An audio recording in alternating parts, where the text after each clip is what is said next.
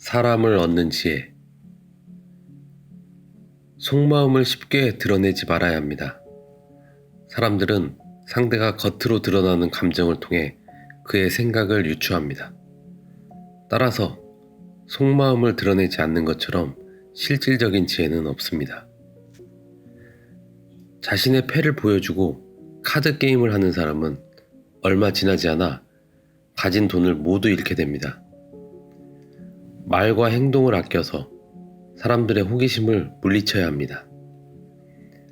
사람들이 집요하게 당신의 생각을 알아보려고 할 때에는 먹물을 내뿜은 오징어처럼 당신의 생각을 감추어야 합니다. 당신이 어떤 성향을 가졌는지 다른 사람들이 알지 못하게 하고 예측하지 못하게 해야 합니다. 당신의 성향을 파악하면 사람들은 그것을 깔아뭉개거나 아첨하는 식으로 악용할 수 있기 때문입니다. 먼저 베풀고 보상은 나중에 받아야 합니다. 지혜로운 사람이 좋은 평판을 얻는 것은 대가 없이 먼저 베풀기 때문입니다. 이러한 태도는 두 가지의 이점이 있습니다. 하나는 상대가 원할 때 즉시 베풀어 줌으로써 당신이 무척 관대한 사람이라는 인상을 줄 수 있다는 것입니다. 또 다른 하나는 나중에 베풀면 대가가 되지만 먼저 베풀면 호의가 된다는 것입니다. 먼저 베푸는 것은 의무를 호의로 전환시키는 매우 섬세하고 교묘한 방법입니다. 당신이 마땅히 상대의 요구를 들어주어야 하는 상황이라면 그가 요구하기 전에 먼저 베풀어야 합니다. 그러면 상대는 당신에게 보답하겠다는 마음을 갖게 될 것입니다. 그러나 이 기술은 은혜를 아는 사람에게만 사용해야 합니다. 배은망덕한 사람은 호의를 받고도 보답할 생각은 하지 않고 오히려 자신도 그에 상응하는 것을 해줘야 한다며 귀찮아하기 때문입니다.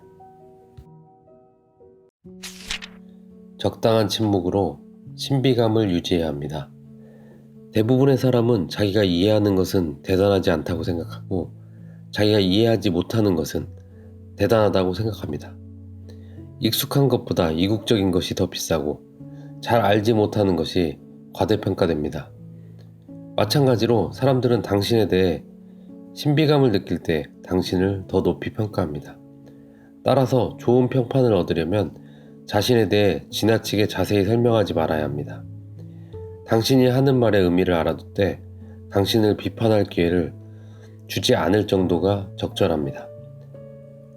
대부분의 사람은 자신이 왜 칭찬하는지 이유도 모르면서 잘 알려지지 않은 것이나 신비로운 것을 숭배합니다. 경솔하게 믿지 말고 함부로 의심하지 말아야 합니다. 지혜로운 사람은 오랜 시간을 사귄 뒤에야 비로소 상대방을 믿습니다. 세상에는 온갖 사기와 기만, 거짓말이 난무합니다. 따라서 성급하고 경솔하게 다른 사람을 믿는 사람은 당황스러운 일을 겪게 되고 배신감에 치를 떨게 됩니다. 하지만 다른 사람이 신뢰를 약속할 때 그의 진심을 섣불리 의심하지는 말아야 합니다. 그를 드러내놓고 거짓말쟁이로 대하거나 거짓말하지 말라고 따지지 말아야 합니다. 그러면 상대방은 모욕감을 느끼고 심한 상처를 받습니다. 나아가 사람들은 상대를 믿지 못하는 당신 자신도 진실과 거리가 멀다고 생각할 것입니다. 할 말과 안 할 말을 구분해야 합니다. 우리는 어느 누구도 완전히 소유하지 못합니다. 혈연이나 우정 같은 가장 친밀한 인간관계뿐만 아니라 직업적으로나 사회적으로 상당한 의무를 떠안는 관계에서도 서로를 완전히 소유하거나 소유될 수는 없습니다. 완전한 신뢰와 완전한 소유는 다르기 때문입니다. 아무리 친한 친구 사이에도 지켜야 할 것이 있고 부모 자식 간에도 말하지 않아야 할 것이 있습니다. 어떤 사람에게는 털어놓고 다른 사람에게는 감춰야 할 것이 있고 그 반대의 경우도 있습니다. 따라서 우리는 어떤 것을 털어놓고 어떤 것을 감출지 그때그때 사람에 따라 구분할 줄 알아야 합니다. 이러한 이치를 깨닫지 못하면 어떠한 인간관계도 깊은 신뢰로 이어질 수 없습니다. 존경심은 자신이 베푼 것에 대한 보답입니다. 아랫사람은 윗사람이 자신에게 베푼 만큼 존경을 표합니다. 높은 자리에 있는 사람이 다른 사람들보다 쉽게 존경을 얻는 이유는 베풀 수 있는 기회가 더 많기 때문입니다. 아낌없이 베푸는 것이야말로 호의와 존경을 얻고 친구를 만드는 가장 쉬운 방법입니다.